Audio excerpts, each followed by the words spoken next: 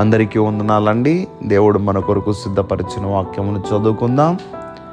నీతిమంతుల మార్గము అంతకంతకు తేజరిల్లును.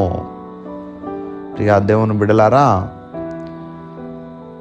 నీతిమంతులుగా మనము మార్చబడాలి.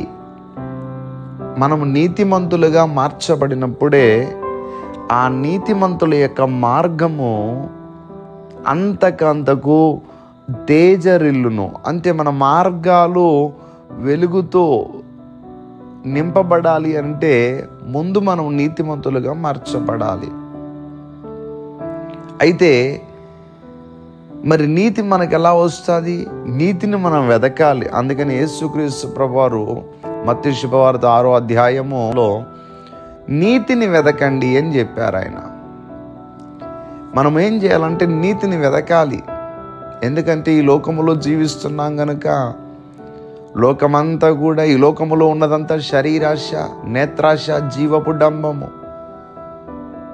ఇవన్నీ కూడా లోకములో ఉన్నదంతా కూడా పాపమే. కనుక మనము నీతివంతులుగా ఉండలేము. కనుక నీతిని వెదకాలి. ఎక్కడ వెదకాలి అంటే దేవుని దగ్గర వెదకాలి.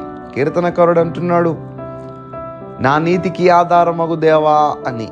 కనుక నీతి ఎక్కడ దొరుకుతుందంటే మనకి దేవునిలో మాత్రమే దొరుకుతుంది.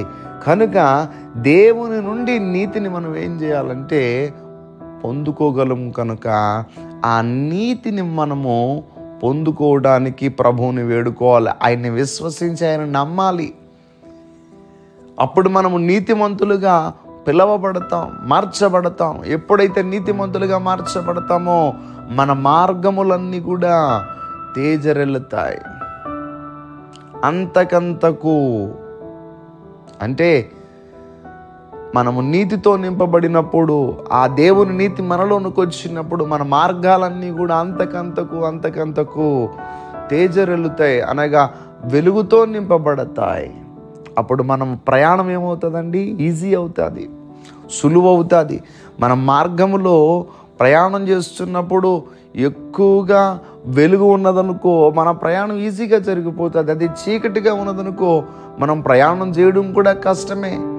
కనుక దేవుని యొక్క వాక్యములో మనము చదువుకున్నటువంటి మాట ఏంటంటే నీతిమంతుల మార్గము. మనం ఎప్పుడైతే నీతితో నింపబడతామో మన మార్గాలన్నీ కూడా అంతకంతకు వెలుగుతో, అనగా తేజరిల్లుతాయి. కనుక మనం అందరము కూడా దేవుని యొక్క నీతితో నింపబడదాం.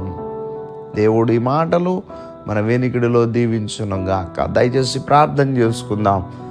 మమ్మల్ని అత్యంత మిక్కిలిగా ప్రేమిస్తున్న మా ప్రియ పరలోకపు తండ్రి, మీ పరిశుద్ధమైన నామమును బట్టి వందనములు. ఈ రోజు నీ బిడ్డలు వారి పనులు ప్రారంభిస్తూ ఉండగా మీ బిడ్డల పనులకు తోడుగా ఉండండి. వారి ప్రయాణాల్లో సహాయం చేయండి. వారి ఉద్యోగంలో మీరు సహాయం చేయండి.